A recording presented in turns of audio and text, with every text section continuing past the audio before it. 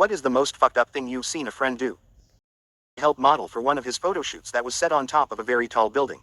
When he asked me to move to the edge, he kept talking about how cool it would be to capture someone's death from a building in real time.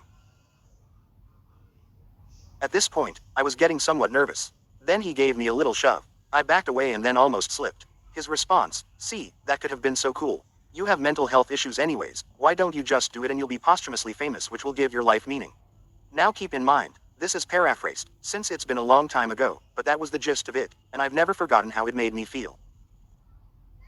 After that, I started to gradually cut this person from my life out of fear that he would try to hurt me for the sake of his art. Was out for the night with two of my friends, and we were all crashing at one of their parents' houses that night. Get drunk, head home and decide to grab some snacks from the kitchen before hitting the sack. Out of nowhere, my friend gets a watermelon out of the fridge and dares my other friend to fuck it. We're teenage lads at this point, so we all find this hilarious, especially when my friend actually does put his dick in the thing. But that's not the fucked up bit. My friend whose house it was then takes the fucked watermelon, screams, "Yeah," and starts to eat where it had been fucked. He then threw it full force into the wall and went to bed. Needless to say, me and the watermelon fucker went to bed that night feeling a bit weird about the dick melon munching friend. Had a friend who had a 9mm handgun who liked to put a replica bullet into it and pretend he was going to shoot people at his house. He'd even go as far as squeezing the trigger to really scare the fuck out of people. One night he was drunk as hell and decided to pull this trick on a friend of his roommates who'd never been to the house before. Well, that night the idiot accidentally put a live round into the chamber and fired. The bullet missed this girl's head by fucking inches. He begged us not to call the police. We called the police. A friend of a friend, and this is the reason I stopped associating with both of them. The friend of my friend had just purchased new Egyptian cotton sheets, and his wife's cat had apparently got sick and threw up and shit on them. He grabbed the cat, slammed it into the wall, grabbed a lighter, and started to burn the cat's face off. It took me a little bit to process WTF was happening and to try and stop it, but the poor cat's had damage done. Lost an eye and whiskers on its left side. When I could get him to finally let go of the cat, I took it to the emergency vet. Told the vet the story of what happened.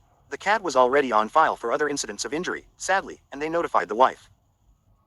I don't really know what else came out of that as I left. I recommended she think about divorce and blocked both of them on all methods of communication.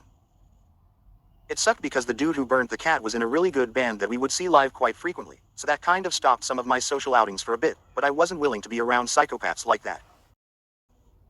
A girl was falling down drunk, totally out of it, no drink spiked, she had been doing a crazy amount of shots without knowing they were double shots. This one friend of mine insisted on taking her home by himself. Me and 3 of other people in the group insisted more strongly to come along and help her home. The whole way back, he kept trying to assure us that he had things under control and didn't need our help, and it became clearer and clearer he was planning on raping her.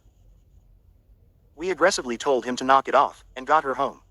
First he tried to insist he should stay with her to make sure she's okay, which we vetoed. Then we caught him trying to get her keys out of her purse so he could come back inside. When that happened, we'd had enough and things got rough. We didn't beat him up, but we very forcefully got him out of her student residence building. She was in bad shape, so we found a friend of hers from down the hall who agreed to come over and look after her. We were worried she might throw up in her sleep or something. Later on that night he got caught pounding on her dorm room door by the same friend after he managed to sneak back into the building by following someone else when they came in. The whole friend group split up over staying friends with him, but fuck that guy. She was literally passed out on her feet and totally incoherent.